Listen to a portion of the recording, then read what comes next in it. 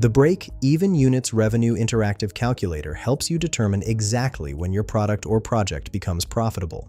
Let's start with the drop-down menu for calculation mode. You can choose from break-even units from costs and price, break-even revenue from costs and margin, required price from target units and costs, maximum fixed costs from units and pricing, maximum variable cost from units and pricing, or contribution margin analysis. For this demonstration, I'm using break-even units. Now for the input fields. Enter your fixed costs in dollars. These are your one-time expenses like equipment or setup costs. Next, input your variable cost per unit in dollars, what it costs to produce each unit. Then add your selling price per unit in dollars. The contribution margin percentage field calculates automatically based on your price and variable cost.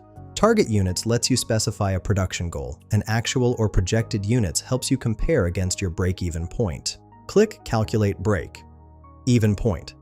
The calculator shows you the exact number of units you need to sell to cover all costs, the revenue required to break even, and your contribution margin per unit. It also displays how your target or actual production compares to the break-even point. Find the link in the description below.